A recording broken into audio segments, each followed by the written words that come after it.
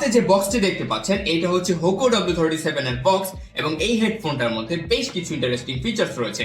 চলুন জানি একে একে। নাম্বার 1, এটা অনেক বেশি কম্প্যাক্ট এন্ড কমফোর্টেবল। আপনারা চাইলে এটাকে ফোল্ড করে যে কোনো জায়গায় ক্যারি করতে পারবেন আপনি যদি অনেক বেশি ট্রাভেল করে থাকেন। এছাড়া এর যে বিল্ড কোয়ালিটি এটা অনেক বেশি জোস। এখানে প্লাস্টিকের বদলে মনে হয় যে কোনো মেটাল টাইপ কিছু ইউজ করা হয়েছে, এত বেশি প্রিমিয়াম। এবং এর যে এয়ার মাফ গুলো রয়েছে এগুলো অনেক কমফোর্টেবল, কানে কোনো ব্যথা হয় না। উপরে যে হেড মাফ রয়েছে এটা অনেক কমফোর্টেবল এবং এর ডিজাইনটা দেখেন খুবই চমৎকার। আপনারা পড়লে কানে এটা মানে যে কেউ তাকিয়ে থাকবে এবং এটা খুবই কমফোর্টেবল। আমি কানে পরে দেখছি, আপনারাও দেখতে পাচ্ছেন।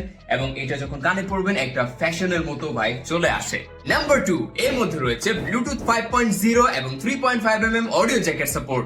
সো ব্লুটুথ 5.3 থাকার কারণে আপনারা স্টেবল এবং স্মুথ কানেকশন পাবেন 10 মিটার দূর থেকেও যদি কোনো অবস্টেকলস না থাকে। এবং যখন এটার চার্জ শেষ হয়ে যাবে তখন বক্সে থাকা এই 3.5mm কেবলের মাধ্যমে সরাসরি এটাকে প্লাগ করে আপনারা মোবাইলের সাথে কানেক্ট করে শুনতে পারবেন। যদি কম্পিউটার থাকে তাহলে সেখানে কানেক্ট করেও আপনারা শুনতে পারবেন। কখনোই এটা যে অফ হয়ে যাবে এটা ভাবার দরকার নাই, কারণ আপনারা 3.5mm এর সাথে পেয়ে যাচ্ছেন এবং ব্লুটুথের মাধ্যমে আপনারা এর থেকে অনেক বেশি চার্জিং ব্যাকআপ পেয়ে যাবেন।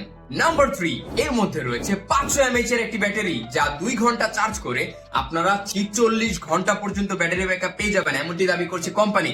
এবং যখন আপনারা এই নয়েজ ক্যান্সেলেশন চালু রাখবেন তখন 33 ঘন্টা পর্যন্ত পাবেন।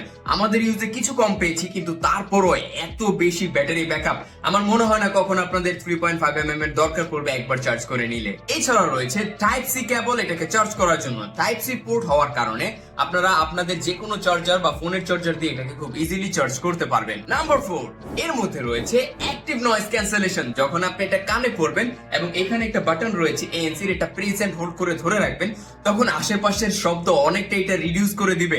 আপনি যদি ট্রান্সপোর্টে অনেক বেশি যাতায়াত করেন অথবা রাস্তায় চলাচল করতে হয় যেখানে আপনার কোলাহল ভালো লাগে না বা সাউন্ড ভালো লাগে না, তাহলে এর অ্যাক্টিভ নয়েজ ক্যান্সেলেশন আপনার জন্য একটা পারফেক্ট চয়েস হতে পারে। সো এই Hoco W37 টা আপনার জন্য হতে পারে একটা বেস্ট চয়েস। এখনই অর্ডার করে ফেলুন, প্রাইসও কিন্তু বাজেটের মধ্যেই রয়েছে। Thank you so much.